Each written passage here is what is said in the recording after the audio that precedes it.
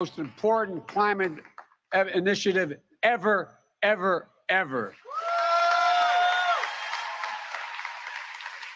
The cynics and the critics tell us nothing can get done, but they're wrong. There is not a single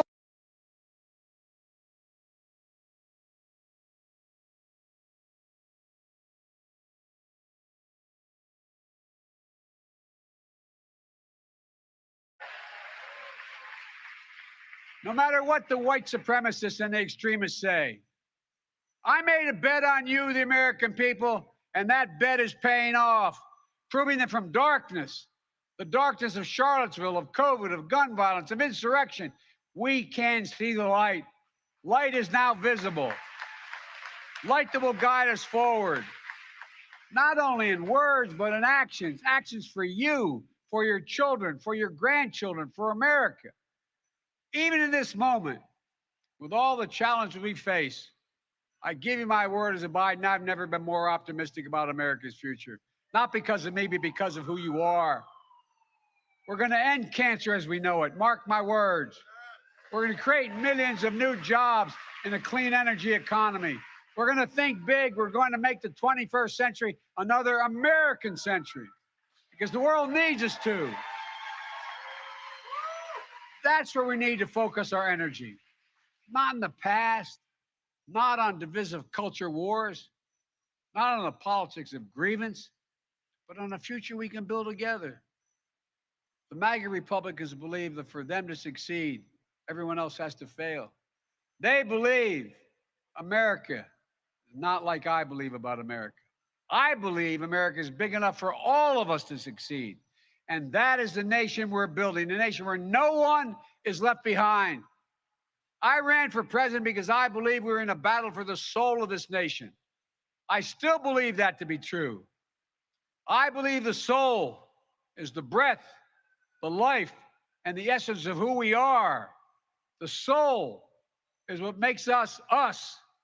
The soul of America is defined by the sacred proposition that all are created equal in the image of God, that all are entitled to be treated with decency, dignity, and respect, that all deserve justice and a shot at lives of prosperity and consequence, and that democracy must be defended, for democracy makes all these things possible. Folks, and it's up to us. Democracy begins and will be preserved in we, the people's habits of the heart, in our character, optimism that is tested yet endures, courage that digs deep when we need it, empathy that fuels democracy, the willingness to see each other not as enemies, but as fellow Americans. Look, our democracy isn't perfect. It always has been. Notwithstanding those folks you hear on the other side there, they're entitled to be outrageous. This is a democracy. But history and common sense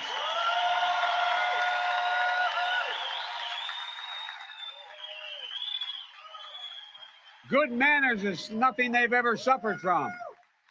But history and common sense tell us that opportunity, liberty, and justice for all are most likely to come to pass in a democracy.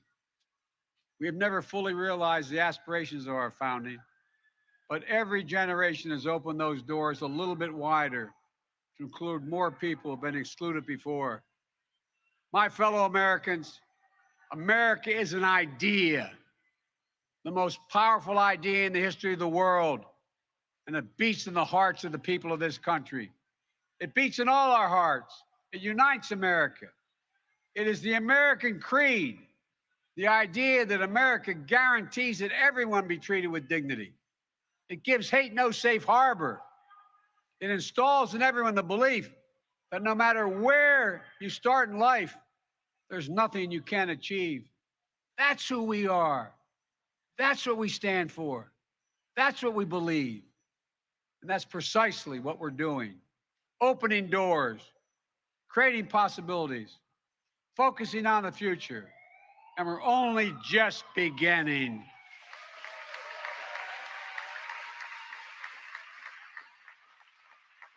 Our task is to make our nation free and fair, just and strong, noble and whole. And this work is the work of democracy, the work of this generation. It is the work of our time, for all time. We can't afford to leave anyone on the sidelines. We need everyone to do their part. So speak up, speak out, get engaged, vote, vote, vote. And if we do our duty in 2022 and beyond, then ages still to come will say, we, all of us here, we kept the faith. We preserved democracy. We heeded our worst. We heeded not our worst instincts, but our better angels. We proved that for all its imperfections, America is still the beacon to the world, an ideal to be realized, a promise to be kept. There's nothing more important, nothing more sacred, nothing more American. That's our soul. That's who we truly are. And that's who we must always be. I have no doubt, none, that this is who we will be, and that we'll come together as a nation that will secure our democracy, that for the next 200 years, we'll have what we had the past 200 years, the greatest nation on the face of the earth. We just need to remember who we are. We are the United States of America, the United States of America. And may God protect our nation, and may God protect all those who stand watch over our democracy. God bless you all. Democracy. Thank you.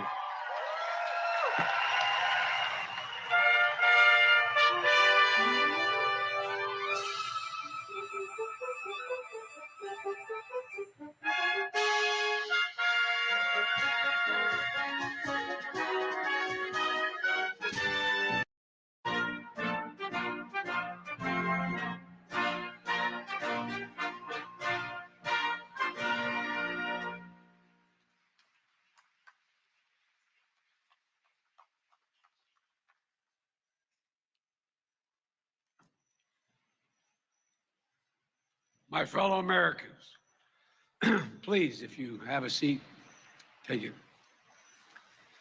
I speak to you tonight from sacred ground in America, Independence Hall in Philadelphia, Pennsylvania.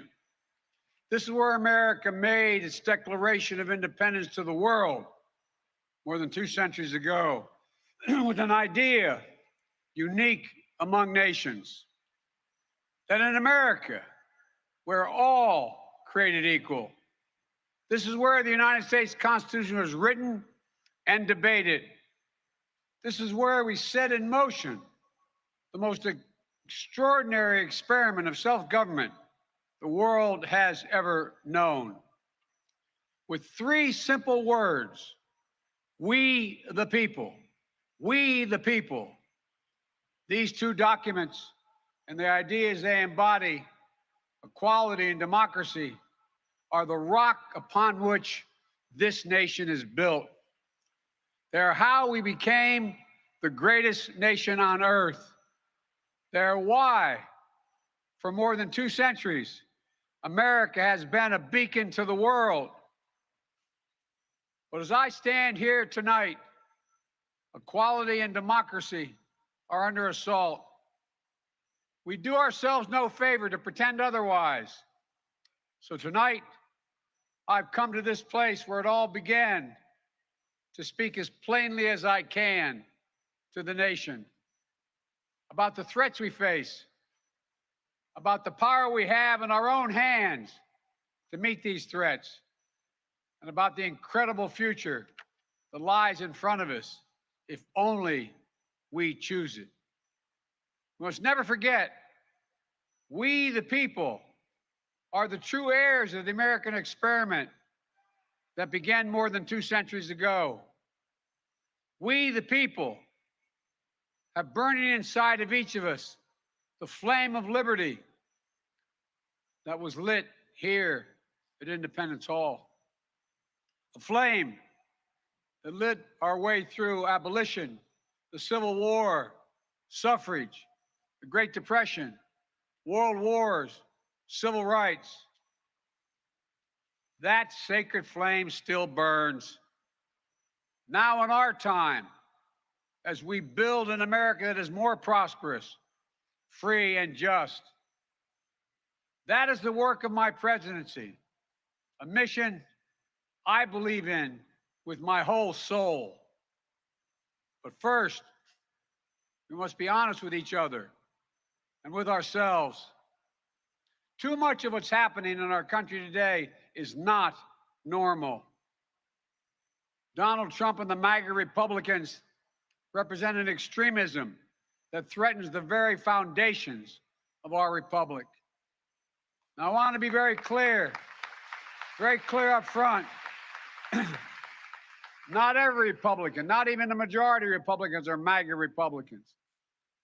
Not every Republican embraces their extreme ideology. I know, because I've been able to work with these mainstream Republicans. But there's no question that the Republican Party today is dominated, driven, and intimidated by Donald Trump and the MAGA Republicans. And that is a threat to this country. These are hard things. But I'm an American president, not a president of red America or blue America, but of all America. And I believe it's my duty to level with you, to tell the truth, no matter how difficult, no matter how painful. And here, in my view, is what is true. MAGA Republicans do not respect the Constitution. They do not believe in the rule of law. They do not recognize the will of the people. They refuse to accept the results of a free election. And they're working right now, as I speak, in state after state, to give power to decide elections in America to partisans and cronies, empowering election deniers to undermine democracy itself. MAGA forces are determined to take this country backwards to an America where there is no right to choose, no right to privacy, no right to contraception, no right to marry who you love. They promote authoritarian leaders and they fan the flames of political violence that are a threat to our personal rights, to the pursuit of justice, to the rule of law, to the very soul of this country. They look at the mob that stormed the United States Capitol on January 6th, brutally attacking law enforcement, not as insurrectionists who placed a dagger at the throat of our democracy, but they look at them as patriots. And they see their MAGA failure to stop a peaceful transfer of power after the 2020 election as preparation for the 2022 and 2024 elections. They tried everything last time to nullify the votes of 81 million people. This time, they're determined to succeed in thwarting the will of the people. That's why respected conservatives like Federal Circuit Court Judge Michael Luttig has called Trump and the extreme MAGA Republicans, quote, a clear and present danger to our democracy. But while the threat to American democracy is real, I want to say as clearly as we can, we are not powerless in the face of these threats. We are not bystanders in this ongoing attack on democracy. There are far more Americans from every background and belief who reject the extreme MAGA ideology than those that accept it. And folks, it's within our power, it's in our hands, yours and mine, to stop the assault on American democracy. I believe America is at an inflection point, one of those moments that determine the shape of everything that's to come after. And now, America must choose to move forward or to move backwards, to build a future or obsess about the past, to be a nation of hope and unity and optimism, or a nation of fear division, and of darkness. MAGA Republicans have made their choice. They embrace anger. They thrive on chaos. They live not in the light of truth, but in the shadow of lies. But together we can choose a different path. We can choose a better path forward to the future. A future of possibility, a future to build and dream and hope. And we're on that path moving ahead. I know this nation. I know you, the American people. I know your courage. I know your hearts. And I know our history. This is a nation that honors our Constitution. We do not reject it. This is a nation that believes in the rule of law. We do not repudiate it. This is a nation that respects free and fair elections. We honor the will of the people. We do not deny it. And this is a nation that rejects violence as a political tool. We do not encourage violence. We are still an America that believes in honesty and decency and respect for others. Patriotism, liberty, justice for all, hope, possibilities. We are still at our core a democracy. And yet,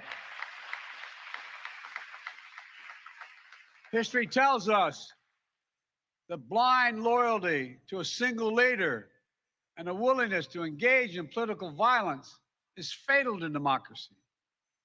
For a long time, we've told ourselves that American democracy is guaranteed, but it's not. We have to defend it, protect it, stand up for it, each and every one of us. That's why tonight I'm asking our nation to come together, unite behind the single purpose of defending our democracy regardless of your ideology.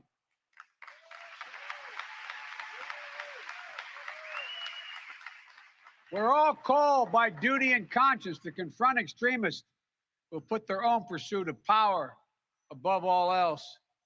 Democrats, independents, mainstream Republicans, we must be stronger, more determined, and more committed to saving American democracy than MAGA Republicans are to destroying American democracy. We, the people, will not let anyone or anything tear us apart.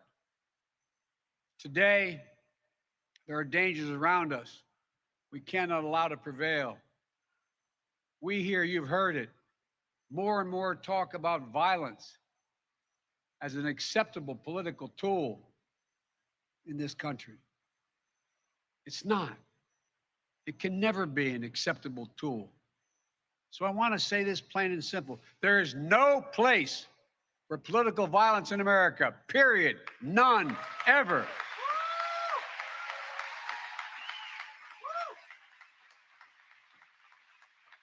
We saw law enforcement brutally attacked on January 6th. We've seen election officials, poll workers, many of them volunteers of both parties, subject to intimidation and death threats. And can you believe it? FBI agents, just doing their job as directed, facing threats to their own lives from their own fellow citizens. On top of that, there are public figures today, yesterday, and the day before predicting and all but calling for mass violence and rioting in the streets. This is inflammatory. It's dangerous. It's against the rule of law. And we, the people, must say, this is not who we are.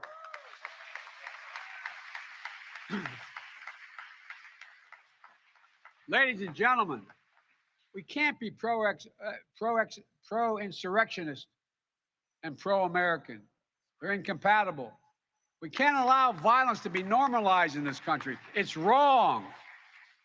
We each have to reject political violence with all the moral clarity and conviction this nation can muster. Now, we can't let the integrity of our elections be undermined, for that is a path to chaos. Look, I know politics can be fierce and mean and nasty in America. I get it. I believe in the give and take of politics, in disagreement and debate and dissent. We're a big, complicated country, but democracy endures only if we, the people, respect the guardrails of the republic. Only if we, the people, accept the results of free and fair elections. Only if we, the people, see politics not as total war, but mediation of our differences.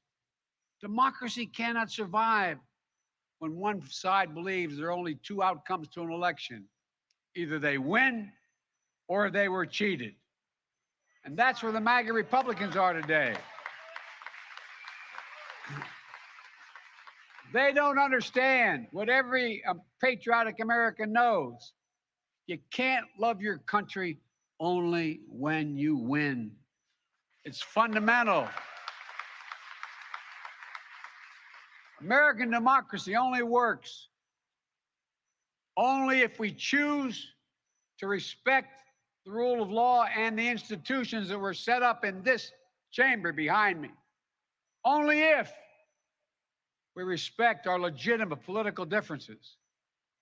I will not stand by and watch. I will not the will of the American people be overturned by wild conspiracy theories and baseless evidence-free claims of fraud. I will not stand by and watch elections in this country stolen by people who simply refuse to accept that they lost.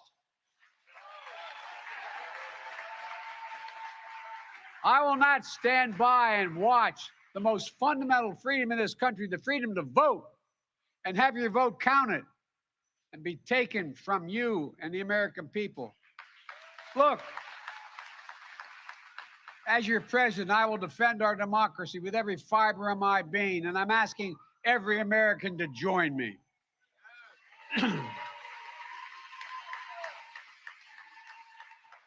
Throughout our history, America has often made the greatest progress coming out of some of our darkest moments, like your hearings at Bullhorn. I believe we can and must do that again. And we are. MAGA Republicans look at America and see carnage and darkness and despair. They spread fear and lies. Lies told for profit and power. But I see a different America. An America with an unlimited future. An America that's about to take off. I hope you see it as well. Just look around. I believe we could lift America from the depths of COVID. So we passed the largest economic recovery package since Franklin Delano Roosevelt. And today, America's economy is faster, stronger than any other advanced nation in the world. We have more to go. I believe we could build a better America. So we passed the biggest infrastructure investment since President Dwight D. Eisenhower. And we've now embarked on a decade of rebuilding the nation's roads, bridges, highways, ports, water systems, high-speed internet, railroads. I believe we could make America safer. So we passed the most significant gun safety law since President Clinton. I believe we could go from being the highest cost of prescriptions in the world to making prescription drugs and healthcare more affordable. So we passed the most significant healthcare reform since President Obama signed the Affordable Care Act. And I believe we could create a clean energy future and save the planet. So we passed the most important climate initiative ever, ever, ever. The cynics and the critics tell us nothing can get done, but they're wrong. There is not a single thing America cannot do, not a single thing beyond our capacity if we do it together. It's never easy, but we're proving in America, no matter how long the road, progress does come.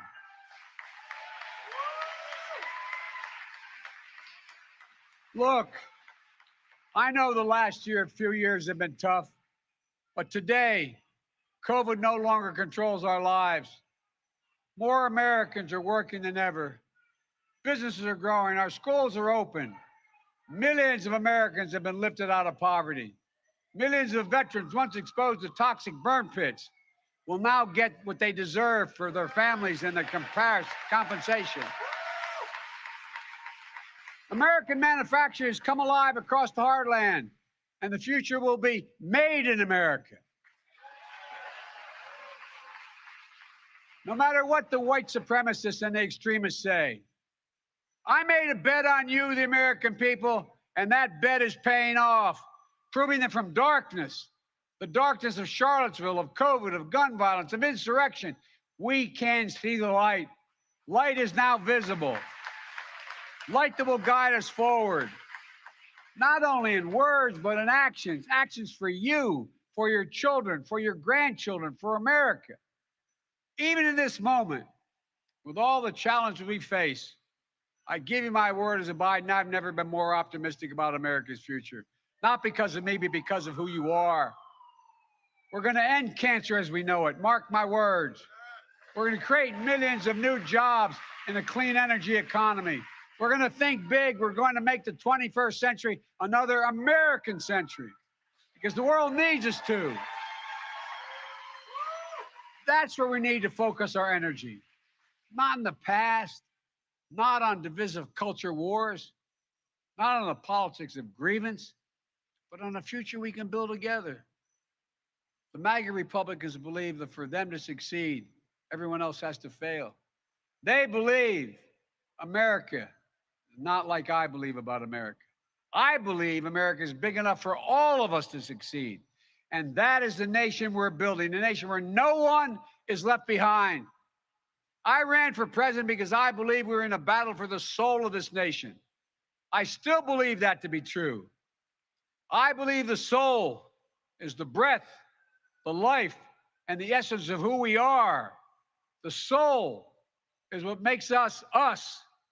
The soul of America is defined by the sacred proposition that all are created equal in the image of God, that all are entitled to be treated with decency, dignity, and respect, that all deserve justice and a shot at lives of prosperity and consequence, and that democracy must be defended, for democracy makes all these things possible. Folks, and it's up to us.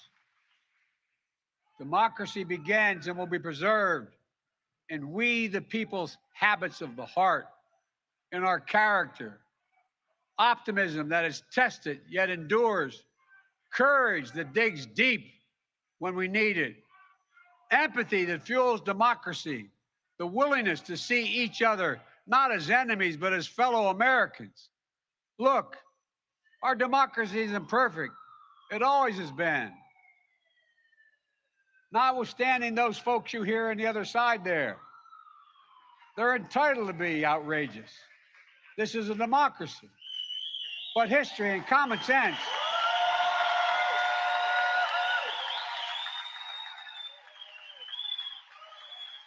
good manners is nothing they've ever suffered from.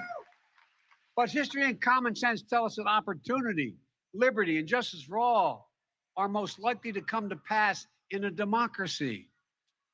We have never fully realized the aspirations of our founding, but every generation has opened those doors a little bit wider to include more people who have been excluded before.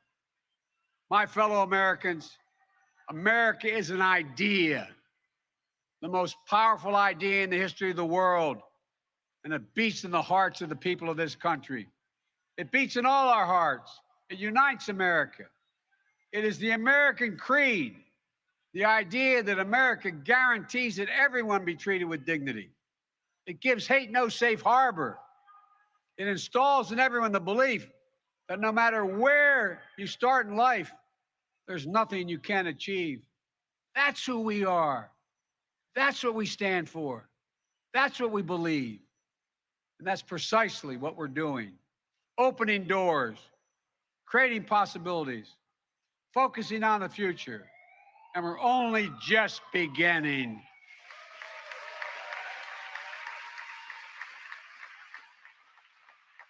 Our task is to make our nation free and fair, just and strong, noble and whole.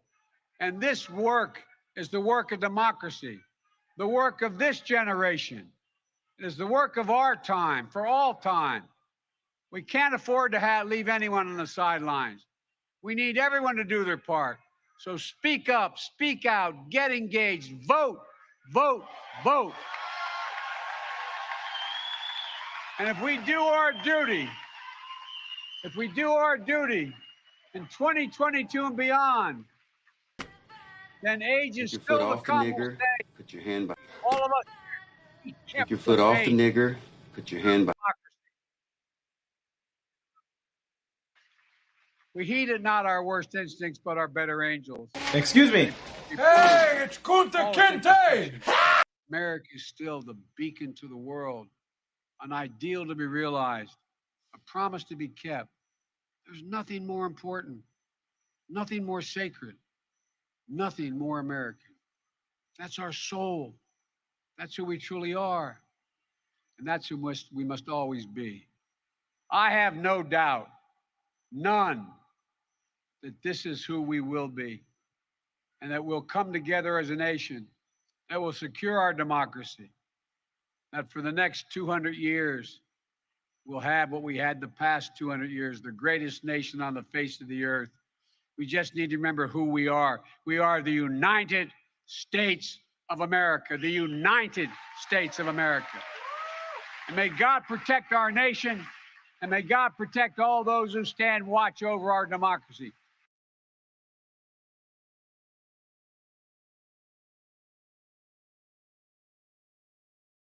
You took out a full page.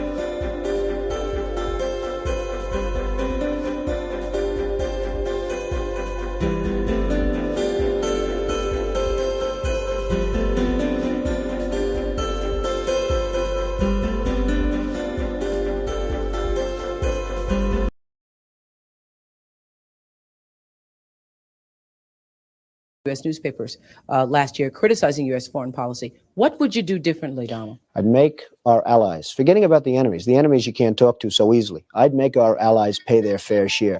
We're a debtor nation. Something's going to happen over the next number of years with this country, because you can't keep going on losing $200 billion, and yet we let Japan come in and dump everything right into our markets and everything. It's not free trade. If you ever go to Japan right now and try to sell something, forget about it, Oprah. Just forget about it. It's almost impossible. They don't have laws against it. They just make it impossible. They come over here, they sell their cars, their VCRs, they knock the hell out of our companies. And hey, I have tremendous respect for the Japanese people. I mean, you can respect somebody that's beating the hell out of you, but they are beating the hell out of this country. Kuwait, they live like kings. The poorest person in Kuwait, they live like kings.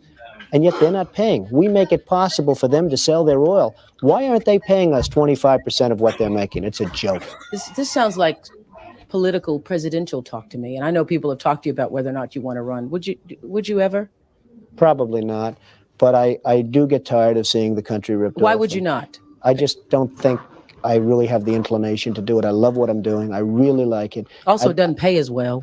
No, it doesn't. But, you know, I just probably wouldn't do it, Oprah. I probably wouldn't, but I do get tired of seeing what's happening with this country. And if it got so bad, I would never want to rule it out totally, because I really am tired of seeing what's happening with this country, how we're really making other people live like kings, and we're not. What do you think of this year's presidential race, the way it's shaping up? Well, it's going to be very interesting. I think that probably George Bush has an advantage in terms of the election. I think that probably people would say that he's got like that little edge in terms of the incumbency, et cetera, et cetera. But I think Jesse Jackson's done himself very proud. I think Michael Dukakis has done one hell of a job. And George Bush has done a hell of a job. You know, they all went in there sort of as semi-underdogs, including George Bush, and they've all come out. I think people that are around all three of those candidates can be very proud of the jobs they've done. You've said, though, that if you did run for president, you believe you'd win.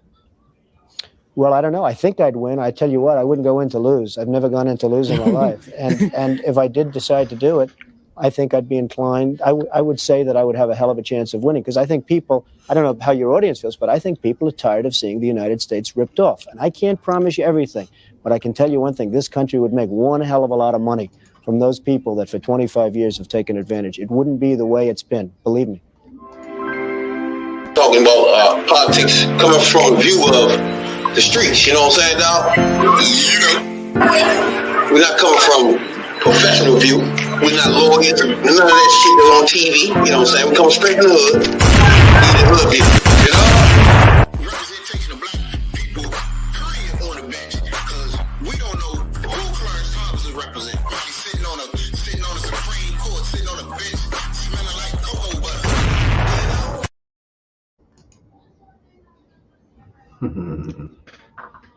Yes, indeed. Yes, indeed.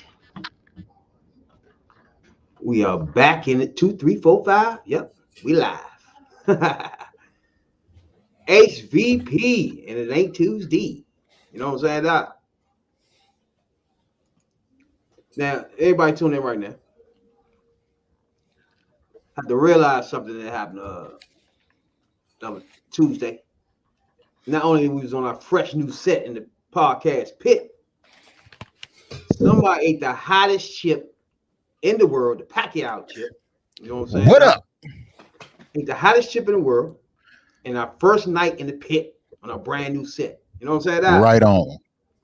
And somebody got that choppers burnt. Hey, that joint was hot. That joint was hot like fire. Hot like hellfire. But Yeah, you know, that- it wasn't the heat. I took the heat away. It wore off that night. But that shit eated your guts for like a day and a half. That's what I said. That's the problem right there. That's the problem. That should give you ulcers and shit. But I know we were supposed to been on here. I'm a little bit running behind. I just found out a close friend of the family just passed away, so I was getting some information, and but I'm here right now. We're gonna talk about. Damn, we got a lot to talk about for real. I don't know what we're gonna talk. We got shit. We got a whole heap of shit to talk about. Yeah, you see the speech. Oh, when Joe Biden just called out MAGA, Yeah. them MAGA Republicans. Hey, you what he tell you can't go around tearing up shit just because you lost. Exactly. I like it though. I like it because it's like the way politics supposed to be. Like, confront the motherfuckers. That's the problem, right? Right. Like, that's the only problem I had with Obama. He didn't confront them. They was the problem. Everybody knew what the problem was. He didn't confront them. Like, you got to come at them about it. Let them know who's who. Like, he called them the mega crowd. He called them mega Republicans or some shit. Right. Call them what you is. You is what you is, your punk ass. MAGA Republicans. It's crazy as shit. But like you say, he ringed off a lot of shit that he did. Like, for the veterans, CHIP program. You know what I'm saying? The shit. It's like he did a whole bunch. They, you know, it's the politics. It comes to the politics of division when you really ain't got jack to talk about. You ain't got no ideas. You ain't got no accomplishments. You ain't really did nothing. You know, you had everything, but you did nothing with it. You know, Biden started out slow, but in the end, you know, right now he hitting his stride. You know, it's amazing how this motherfucker has took secret documents, hid them, and will not return them. Like, and nobody see nothing wrong with that. Nah, they see something wrong with it, but you know, it's about winning. To them, it's about winning. But if it's all about winning, you know what I'm saying? In the end, that makes you nothing but a loser. Cause what's good for the country, don't cross your mind. It's about what's good for yourself. You ain't nothing but a Republican Party right now. Y'all following behind a jackass. And y'all was told they'll never be in office ever again.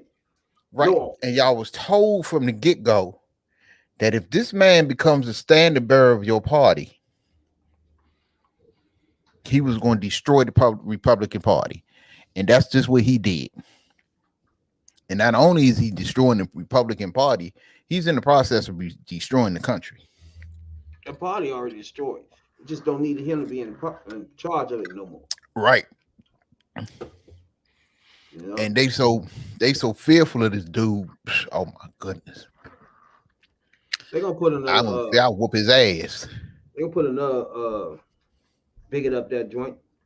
See, the bigots out there, they know how to massage it better than Trump. Oh yeah, you know they got bigots, misogynists, yeah, they got a lot of maniacs, egomaniacs. They got all kind of ignorant ass people ready to take the mantle of the Republican Party and roll with it. Yeah, all of them now massage all that shit better than Trump did. Dog whistle that thing. Trump ain't had no dog whistle. Nah, he ain't had no dog whistle. That motherfucker got a bullhorn. He's straight up with his. See, the next one gonna be just like him, but they just ain't gonna, you know what I'm saying, go all out. Yeah, the next one is going. The next one coming.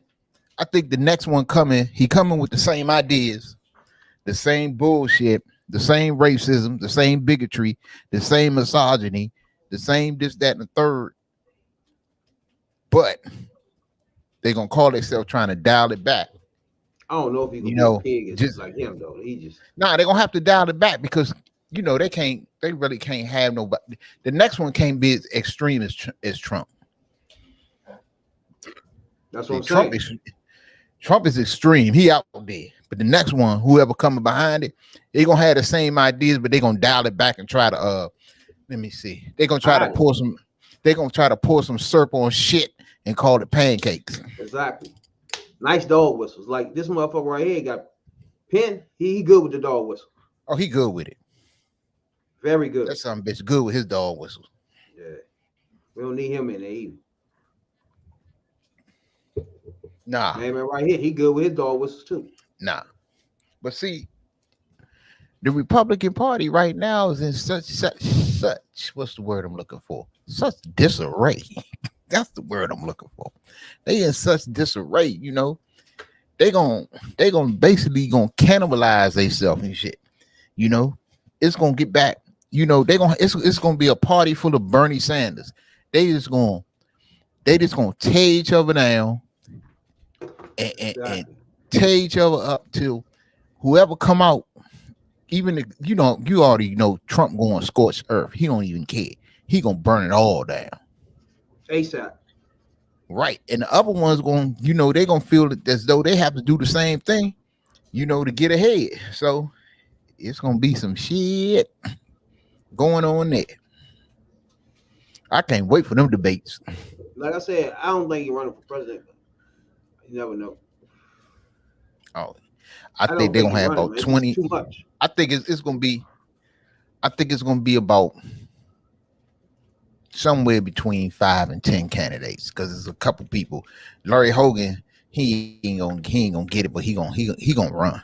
He ain't doing all the shit he doing not to run. You know, he running Iowa. What the fuck what the fuck you doing in Iowa when Merlin fucked up?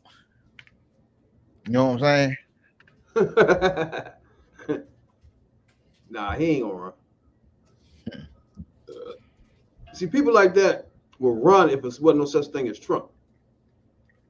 You feel me? Because Trump a disaster. He'd turn your whole life upside down. Put it like this. It's gonna be some people out there who think they can get by without the Trump voters, and we don't have to subscribe to MAGA shit, and this is not the MAGA Republican Party. It's gonna be a couple of them that do it, but as you saying, they gonna do it at their own risk, because look, I don't give a fuck how clean you going into this Republican primary that's about to come up. If Trump in it, all you gonna come out dirty. That's what I mean. Yeah, all of y'all, you're not even gonna come out dirty. You're gonna come out filthy.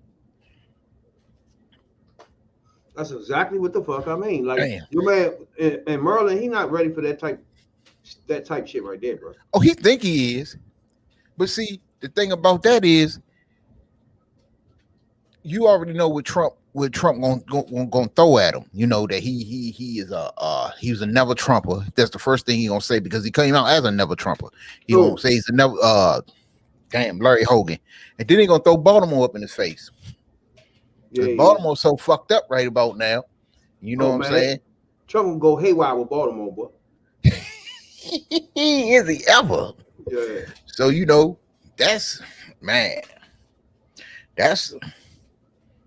so you already know where the arguments come from, and then when you get to the never, this is the thing about this whole Republican nominating process is going to come up. They're going to destroy the Trump people, man. I don't think we have seen it. Me and you have seen it, because we really into politics, so we know what really dirty politics look like. But from normal person that it ain't got the eye that we got and can't do a deep detailed dive like we can, y'all about to find out the definition of dirty politics. Because it's about to get real dirty. I got them attacking families. You already know the way the Republicans go after Hunter Biden. You think kids ain't off limits? Your kids are crackhead. You think wives ain't off limits? And speaking of wives, maybe call man wife ugly or some shit. Yeah, he took it personal and went. I don't want that bitch. This was coming from a man who talked about he wanted to fuck his own daughter.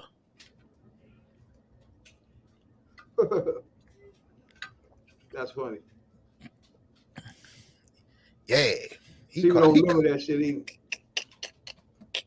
He did basically call her ugly bitch. That was some cold shit. Oh man, that's a funny son bitch. I know.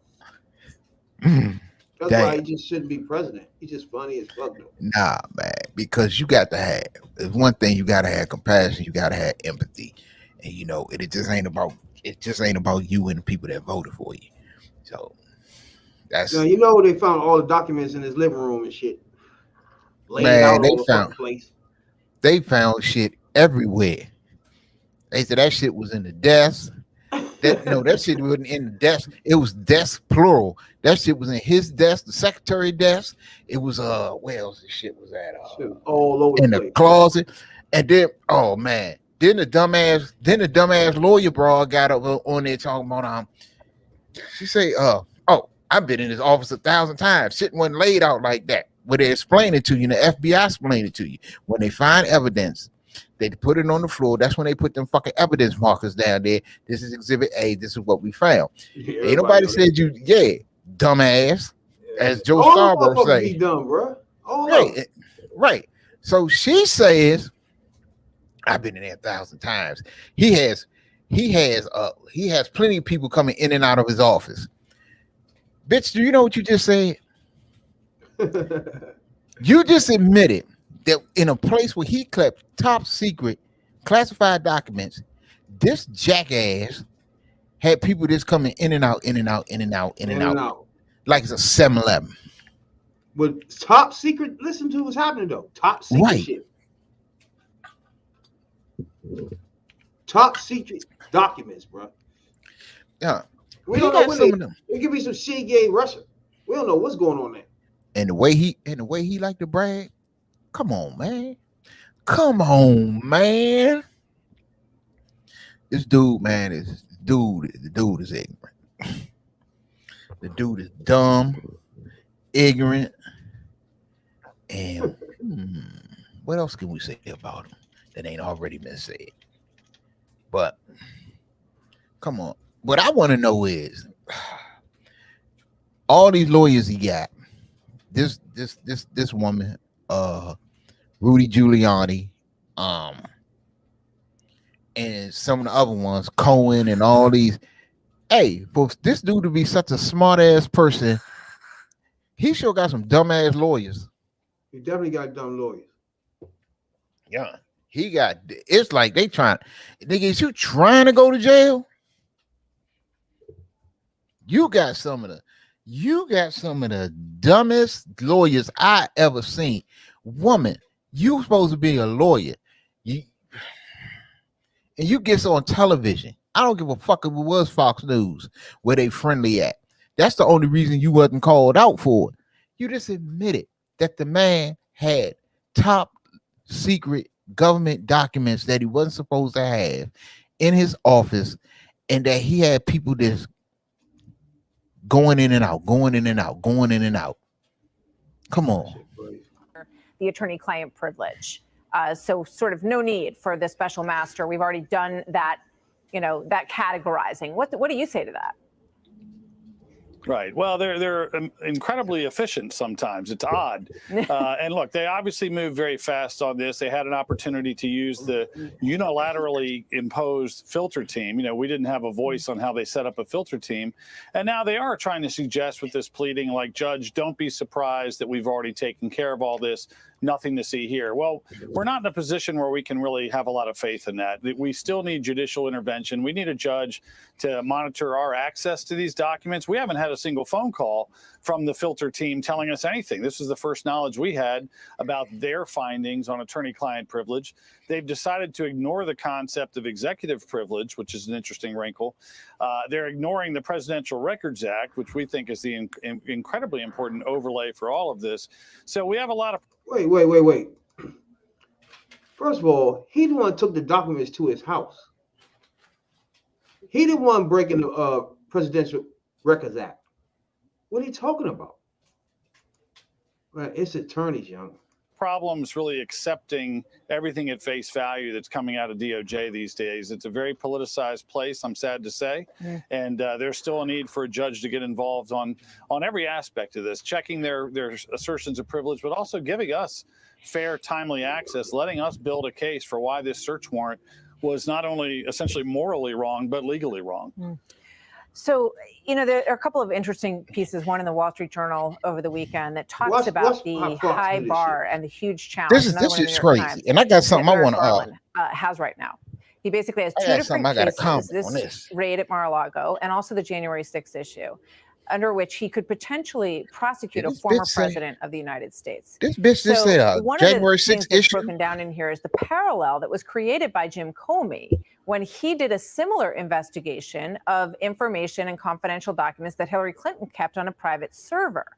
And he came out at the time and said that, they had held back documents, the Clinton team, they held back documents after they said, we gave them all the classified information, but yet they couldn't prosecute. So tell me what your take is on what is different or the same in those two things. And did that set a precedent for handling this case that cannot be overturned? Now, you see what she just did? But go ahead. Oh. See what she just did? Go ahead. Oh, hey, hold on. Give me 1 second. My camera didn't. See what she just What the did fuck? was Oh, she led the she supposed to be commentating, right? Ask a question. She led him into something, like by saying, hey, remember when he did with Hillary Clinton and he said he Right. couldn't prosecute? Right. Is that a precedent now? It have to go like that all the time? Like, what you mean? This nigga took shit home. Look. What is she talking about, bruh? Is she supposed to be the commentator? She's just talking on the yeah. Like, what are you doing? You know, and Fox News always talking about they fair and balanced. Fair and balanced my ass. But I want to know what he talking about was legally and morally wrong. How is it legally and morally wrong? You took something you wasn't supposed to have. First, you know, you got high level, top secret government documents. Government documents are supposed to be read in a SCIF, in a secure location. What is legally wrong about that? Okay, if I got something if I wasn't supposed to have, if I go to this and take something that from the store, or if I take some documents I was supposed to have, y'all gonna knock on my motherfucking door. Matter of fact, you ain't gonna knock on the door. You gonna kick the door down. You gonna kick the door down. You coming up in there to get what you think I got. And hey, what's legally wrong about that? Now, morally, motherfucker, you was a thief. You took shit you wasn't supposed to have. So what was they supposed to do? They asked you for it back. Y'all gave them half.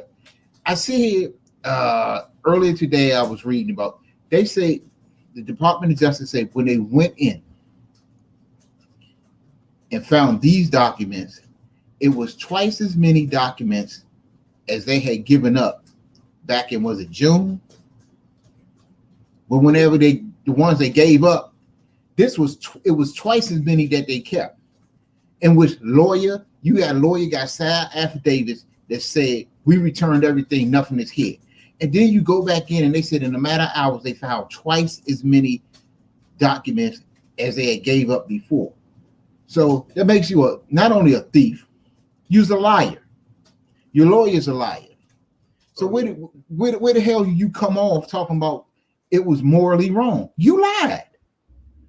You lied and you conceal shit. He said it's morally wrong to go in there. They just trying to, what they do on this channel, bro, it's obvious somebody broke some type of law anytime FBI goes in your shit, first of all. And for them to be on TV to talk like this has been some bad What's shit up, by cuz? the FBI, like the FBI supposed to be the mob or something, they doing something illegal. It's dumb as fuck. Join the group, subscribe to the channel. And his lawyers at the time. I is see you, son. devastating to this idea of some sort of willful violation of law. It really shows a president who was accommodating. You know, what's interesting in terms of the affidavit, that oil slick of an affidavit that we received in terms of all the redactions, it leaves out June 3rd. It leaves out a day when DOJ was allowed to walk around Mar-a-Lago, look at the storage facility, and assess things. And the advice they came up with 5 days later was, hey, put a lock on the door, please. I mean, that's not the stuff of an urgent nuclear-based espionage-type investigation. That's the stuff of an overdue library book and some people that are perhaps holding this president to a different standard than anyone else. So what do you think about Merrick Garland and how he's going to play this, given the stakes that are involved here? Yeah, I mean, let me step back and just say outside of this case, I mean, I've seen an awful lot of behavior by this attorney general that's concerning to me. He has no belief in federalism. He's doubling up on civil rights cases left and right for the chasing of the headline. He's targeting parents who have the temerity to challenge CRT in Virginia. And this is kind of... Wait, you see what he just did again? Yeah, I see. Again. Hey, look, he man. switched it to the district attorney and started telling you how bad he is for, guess what? For doing civil rights cases, doing too many of those. Now they push it to civil rights. You're doing too many of those. I seen too much going on with this administration. First, it's too much civil rights going on. You're doing too much civil rights stuff to please the headlines. Like, what? What? That's when people be telling me the Supreme Court lady is black only for the headlines or some bullshit. This shit's stupid. Hey, take your foot off the nigga's neck. It don't even make sense, bro. Shit's crazy, man. It's just odd how this channel does stuff like that. You know? Under the radar, just kind of, you know. Hey, that ain't no. If somebody But it's not a. The thing about it is, they not even out the radar, and that's mild compared to the shit that what's that little punk Tucker Carlson be doing. He off the chain. Then you got Sean Hannity, and they ain't even got no cut card with what they doing. You know, they flat out don't give a fuck at all. Sean Hannity, shit was doing that shit. I mean, when he first started, he's like a consumer advocate type motherfucker. Right, and now all of a sudden he a big wig in the Republican Party. You's an ass clown. He damn sure is. But between him and Tucker Carlson, the two different wings of the party, though. Oh my God! And I remember a time when Tucker Carlson wasn't shit. Did they run him off NBC in MSNBC? Oh yeah, he was a clown over there. Yeah. Cause remember they used to do like something like Crossfire. Yeah. I forgot the name of that joint, but he was on that. But man, he's a jackass. But it was he kept throwing like those joints with conspiracy theories and stuff that had no basis all on that joint. They got rid of his ass. No. And he fit right in at Fox. Oh hell yeah. That's the stuff they like. Fit right in. Like he was, oh man, he was born to be at Fox News. I don't know if you even heard they probably reopened the case of the DC sniper joint. Hey, they supposed to be resentencing Malvo. They're gonna he might end up be getting out because they're gonna resentence him as a juvenile. So what you think about that? This one kind of tough, cuz the thing about it is with shit, we already know that dude Muhammad brainwashed the youngin. The youngin was brainwashed. So you gotta kind of like take that into account that the older dude and he didn't got inside shorty head and had him doing all kind of wild dumbass shit. But then again, you did the wild dumbass shit. You know, you knew what you was doing. True. I don't know. Anybody don't know what we talking about back in, what is that, 2000 something? 2002? Oh man, this is 2000. Yeah, this is early 2000. It was snipers in the DC Beltway, right? There was one of them, he was 17 years old, named Malvo. That's him. And the older one named John Muhammad. He's 41 years old, and Malvo was 17 at the time. Yeah. And they went on a 3-week shooting spree that authorities in Washington, D.C., Maryland, and Virginia Beltway area in October 2002. In addition to 10 deaths, they wounded 3 other people before the police captured both of them in Maryland. He was sentenced to life without parole in both Maryland and Virginia, which they executed Muhammad in 2000. They killed him. They killed him quick. They killed his ass quick. Now, Malvo filed for a motion in 2017 to correct his sentencing based on guidance from a 2012 Supreme Court ruling, which is lawyers arguing make life sentences without parole for juveniles offenders illegal in Maryland. But still, he was 17 without parole. What do they expect them to get there? Yeah? It's not an option here for him to get parole. He cannot get parole, bro. But he was 17 at the time, so they could still try him. They could still try him as an adult. Even in Maryland, if they say some of these deaths is in DC and Virginia, so they all over the place. There's no way you just get out of it with a Maryland. Yeah, law. see, the thing about that is they went across some state lines. So that's when federal shit come in.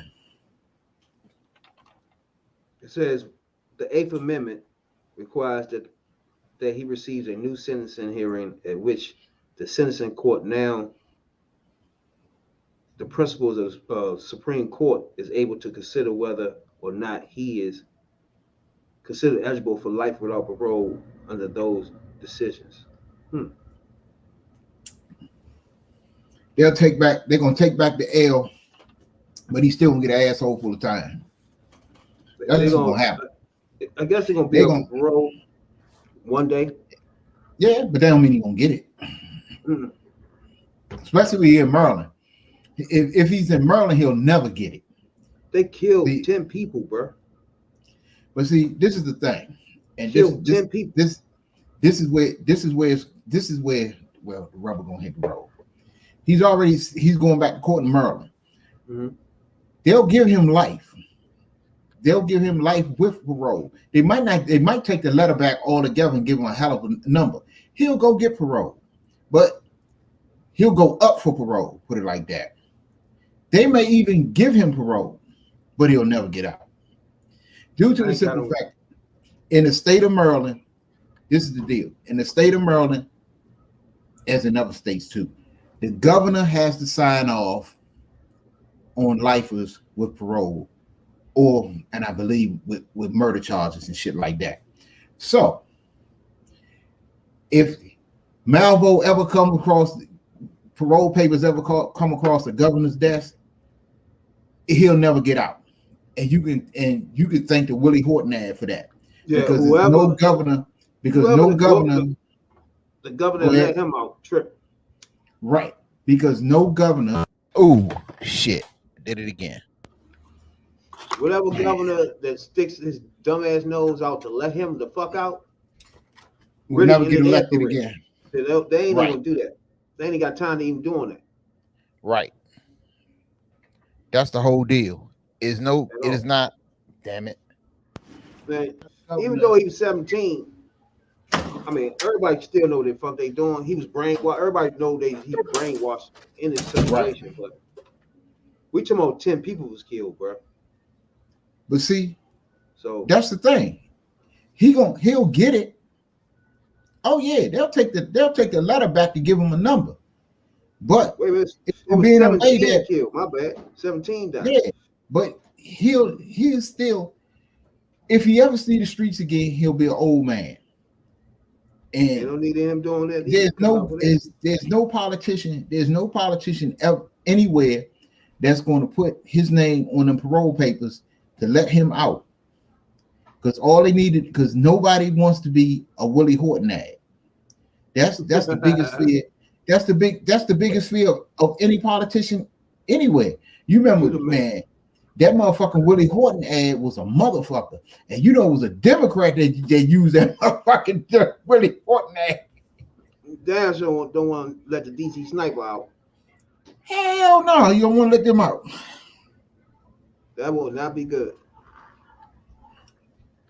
Yeah, but I'm hoping that they don't let him out. That's a waste of time right now. Start thinking about that shit. Nah, he was 17. He was 17 anyway, so they can charge him. They can charge him as an adult. So he probably be through booking any motherfucking way. He gonna get the motherfucking right? Huh? I think in DC. In DC? Nah, DC. That's fair shit. They can charge you as an adult, like when you're 15, 16 years old. That's what I'm talking about. Shit. I say he wasn't just in Maryland, he was all over the place. They killed some people in DC and Virginia. They ain't getting out of this joint unscathed. Hell nah. Keep your ass in there, boy. Hey, he might see the streets. If you ever see the motherfuckers again, he gonna be 65. Hey, anybody That's for sure. Catch our last podcast up. You know what I'm saying? We was in the podcast pit. First time on the set. Man, it's the hottest shit in the world. Mm-hmm. in the world. Hottest chip in the world your man ate. Nobody on YouTube ate this yet. He's the first one. Because, you know, we stream live on YouTube. You know? So when everybody start eating that Pacquiao chip, it already been done. It already been done. Already done it. You know?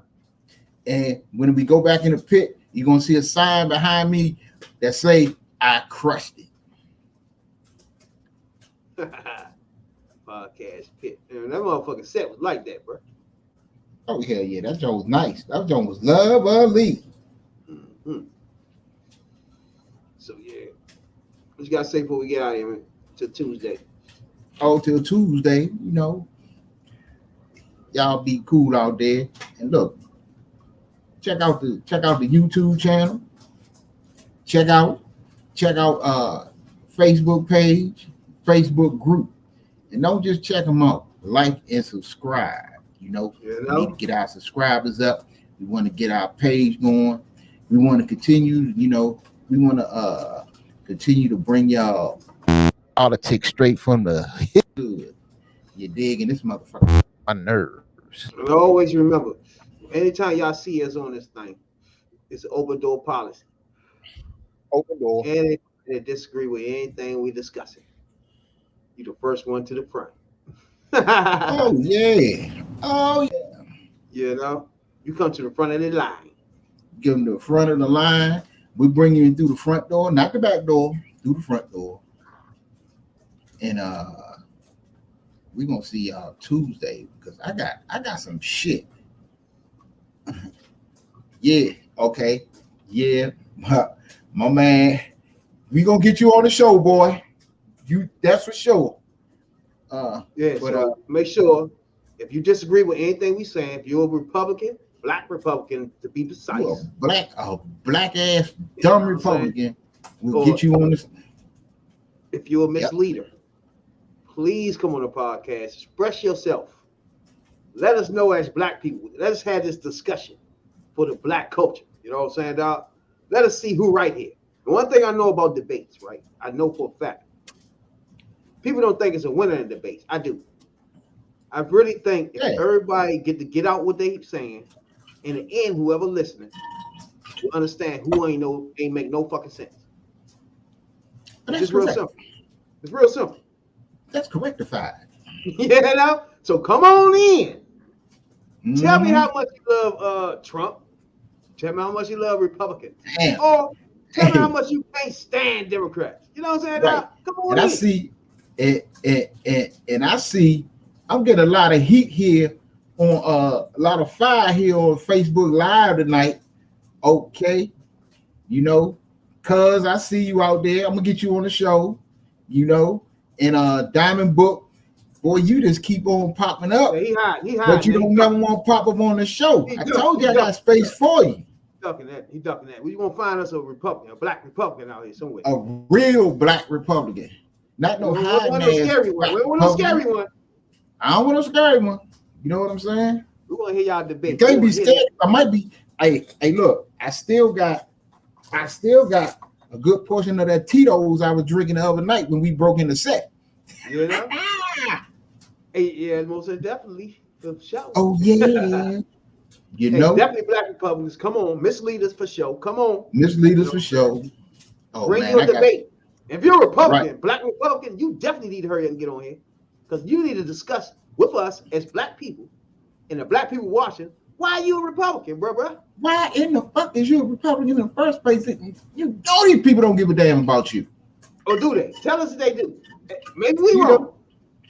Convince us. It's me. You know, my ears is open. My ears is open. My mind's open. But guess what? My eyes are open too. So, you know, you can fool some of the people some of the time. But I got something for you. But you know what? You know what I'm gonna say her little funky ass for Tuesday too. Diamondback 45. Yeah. Diamondback 45. Come on, bro. What's going on with you? Hey, Diamond Book 45. We waiting on you, baby. You ain't coming. Waiting on you, son. We got something for you. come on your Facebook group joint or YouTube. Yeah. And Lord Cuz, I got something for you. We're gonna do something real slick real soon. You know, but you know, we glad when y'all, you know, we happy for when y'all tune in and participate. But you know, we try to get y'all up in the house. Diamondback don't want that he don't want that heat. He don't really want it. Diamondback, bring you and your boys, your Republican friends. Talk to them. I know you got a friend that's supposed to let up to be a Republican and spit it to us. Right. Give it to us. Somebody had to put that dumb shit in your head. Ooh, please give it to us. But you know what? On Tuesday, please. You know thank you. Tuesday when we go into the hood view, when we go into the HVP pit on Tuesday, one subject, one black motherfucker out here to get under my skin, and that's that damn Clarence Thomas, him and his wife. Boy, she at it again. They came out with the emails. They got the emails on her ass. She trying to press them. Not only was she trying to press them out to change the votes in Arizona to overturn the election, she tried to get them to do it in Wisconsin too. So she was pressing out the governor there. And dude, you cannot have look. I don't give a damn. You cannot have a person on the Supreme Court. Yeah, he got to go. Because you can't tell me he ignorant of what his wife is doing, and you see him, he's out, she's doing this, and his ass is out here campaigning with Herschel Walker. Dude. Take your foot off the nigger, put your hand by.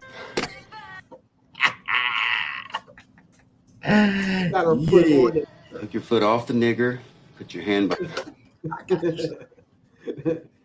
You know?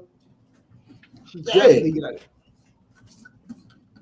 But that's what I'm talking about, man. You can't look. Right is right. You cannot have a person on the Supreme Court whose wife is involved in the shit she's involved in. She's involved in overturning the election.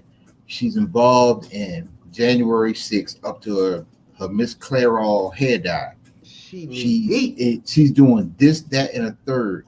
He is sitting here overhearing cases, hearing cases. His wife is neck deep in, and he's making decisions, and you know he's not making these decisions in the best interest of justice. It's not in the best interest of the country. It's in the best interest of his wife, the Republican Party, and himself. You cannot have nobody on the Supreme Court that's doing these things. And if you gonna try to justify it, you must be out your rabbit ass mind. You cannot. He got to go. They should try to impeach this man ASAP. Right. Impeachment. You know, look, I ain't gonna tell him the mofo how he should feel, but if that's the way he feel, he wanted to get his shit out there. He cannot do this from the court. You resign from the court and become a politician, and then everything is a-okay. Then nobody got shit to say about nothing you or your wife do. We'll just, we'll talk about you like we talk about everybody else. And we can watch you lose races. Right. You and your wife. But wife might work for something though. She a fucking real right winger. Oh yeah, she's a what they call them? She's a right wing nut job. Damn, sure. So yeah, we're gonna see y'all Tuesday for show. Blind speech, you know what I'm saying? Dog, he touched on a lot of topics, and what he did was went old school and went right directly at these. He went right directly and called a punk ass out. I like it. I like that. I like it. Hey, I like it. I love it. I want some more of it. You know what I'm saying, dog? Call it out. Make it known what's going on. Make it known. We coming for your ass. So we're gonna holler at y'all Tuesday. You know what I'm saying, dog? We be back on that set. Right on. Talking about politics coming from a view of the streets. You know what I'm saying, dog? We're not coming from professional view. We're not lawyers. None of that shit that's on TV. You know what I'm saying? We come straight from the hood. The hood view.